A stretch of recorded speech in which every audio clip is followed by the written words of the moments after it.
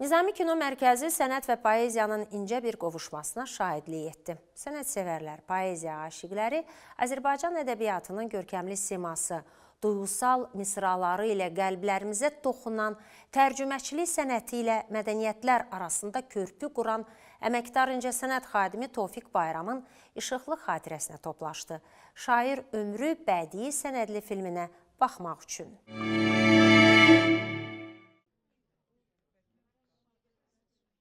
Nizami Kino Mərkəzinə sözün böyük ustası, duyğulu şair və əməkdar incəsənət xadimi Tofiq Bayramın ölməz ruhunu ehtiramla yad etmək üçün sənətsevərlər toplaşdı.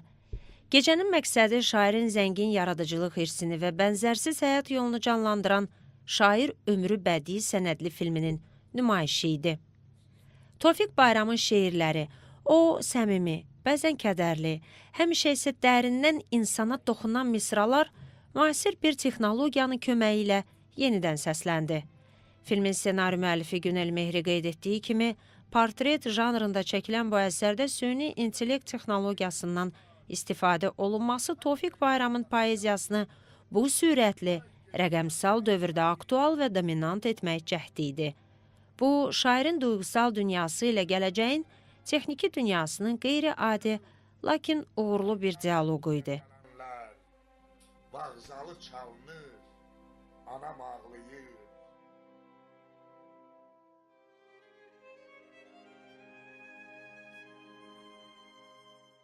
Tədbirdə şairin bacısı Svetlana Bayramova ailənin hisslərini dilə gətirdi. O, filmin Tofiq Bayramın sənət dünyasının dərinliyini və zənginliyini yüksək peşəkarlıqla əks etdirdiyini vurğulayaraq, şairin yaradıcılığının bütün ailənin formalaşmasında böyük rol oynadığını qeyd etdi. Bu, bir sənətkarın yalnız əsərləri ilə deyil, həm də mənəvi varlığı ilə nəsillərə təsir etdiyini göstərən təsirli bir etiraf idi. Filmdə şairin şeirlərinə nəfəs verən bədii qiraətçi Xəzər Süleymanlı isə bu sənətə olan sevgisini ifadə etdi. Onun əsas hədəfi böyük şairlərimizin incilərini daha geniş auditoriyaya, xüsusilə də gənc nəslə çatdırmaqdır. Bu sənədli filmdə yer almaq mənim yaradıcılığım üçün də çox gözəl bir məqamdır. Ən azından bu sənədli film illərlə yaşayacaq və yəqin ki, növbəti nəsillər də bizi orada görəndə müəyyən qədər Tofiq Bayram yaradıcılığının qiraətlə bağlılığını da hiss edə biləcəklər. Adətən rejissorlara deyirlər ki, film haqqında nə danışa bilərsən? Biz danışmadıq bu dəfə. Tofiq Bayram xatirəsi danışdı. Çünki Tofiq Bayram elə bir poeziya adamı idi, elə bir şair idi, elə bir yazar idi ki, o insanı bizim rejissor qəlbimizə sala bilmədik. O bizi öz qəlbinə saldı və biz ona uyğun olaraq bir portret film hazırladıq. Hər şeydən qabaq bura yığışan bu çox sayılı insanlara təşəkkürümü bildirirəm. Mən bu adamları girib burada görəndə çox sevindim. Deməli, Azərbaycanda şeir də var, şairə hörmət də var.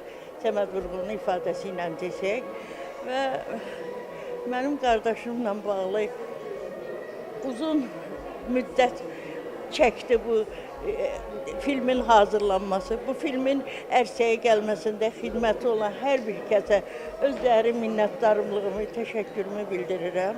Tofiq Bayram yaradıcılığını biz düşündük ki, bütün əhatəli formada ümumiyyətlə vətəndaşlara, xalqımıza təqdim etmək lazımdır. Onun bilirsiniz, bir çox şeirləri var ki, gözəl mahnılar yazılıb. O şeirləri də məşhur müğənnilər, xanəndələr oxuyublar. Məsələn, Bağzalı çalınır elə bir şeydir ki, Tofiq Bayram öz bacısına olan məhəbbətini, hissini o ilə bir üzə verib.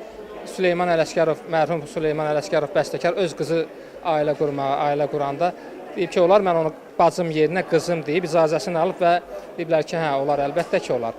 Orada Bağzalı çalınır, Tofiq Bayramın şeirinə yazılıb. O, ailəyə, bacıya, anaya, hamısına, öz oğluna belə şeir yazıb və bütün, demək olar, həyatı əhatə edib vətənpərvərlik mövzusunda Azərbaycan deyəndə şeiri. Qarabağı vermərəm, lazım gəlsə ürəyimin parasını verərəm, Qarabağı vermərəm.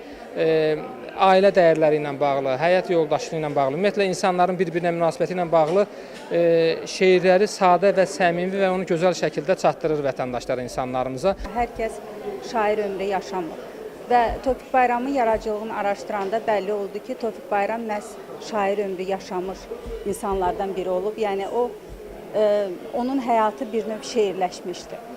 Və bu baxımdan həm də ki Tofiq Bayramın deməli həyatında sırf özün şairliyə həsr etdiyi üçün bəzən seçimlər qarşısında qalırdı və bu seçimləri həmişə yaradıcılıqdan yana eləyirdi. Yəni yaradıcılıqla nəfəs alırdı və bu məqamları mən araşdıranda mənim üçün çox təəccüblü və maraqlı gəlmişdi ki, yəni bu cür yaradıcılığı ilə nəfəs alan insanlar olubdu.